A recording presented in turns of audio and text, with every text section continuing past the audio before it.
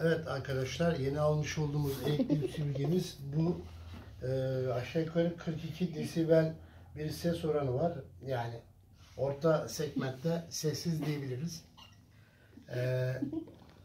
437 milimetre derinliğinde, 2966 milimetre genişliğinde iyi bir elektrik süpürgesi. Daha gerçi kullanmadık ama böyle bir süpürge başlığı, led ışıklı.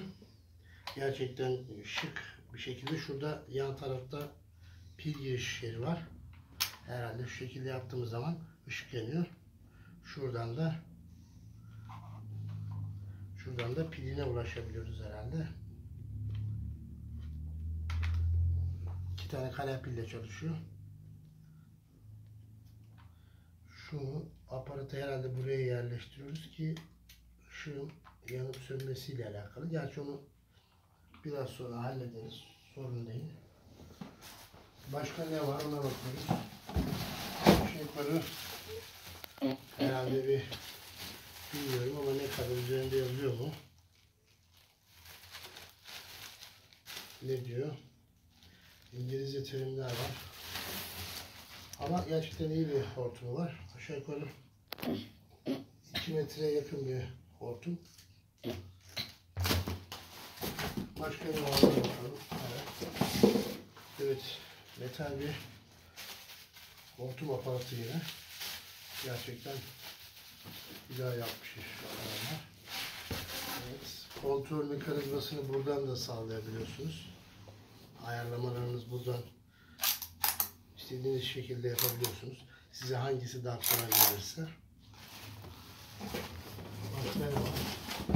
Burada herhalde evet, kolu çok rahat bir şekilde kavrayabilmek için herhalde muhtemelen bunu da onunla alakalı kullanılıyor.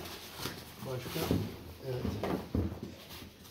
Evet arkadaşlar, herkese buna gerçekten tutuş, kullanış açısından ve buradaki ayarlar, işte standby tuşu, hızı arttırma ve hızı eksiltme şeklinde. Buradaki de muhtemelen logoları da ışıklıdır. Bu fırça ile ilgili geçtiğimiz gün bir videoda izlemiştim. Gerçekten çok teferruatlı ve çok detaylı bir temizlik yapıyor. Ulaşamayacak yerlere. Gerçekten çok kullanışlıymış. Bir de bunun muhtemelen şöyle bir açımla, evet, şu şekilde takarak bu şekilde yine ulaşılamayacak yerlere bu şekilde ulaşılabiliyor diye kullanmadım ama hakikaten muhtemelen de öyledir. Bu da böyle dursun. Kutunun içinde şu an başka bir şey yok.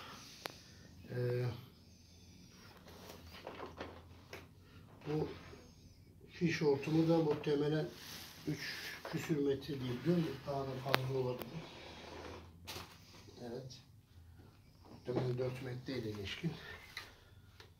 Beni dinlediğiniz için teşekkür ederim. İyi akşamlar.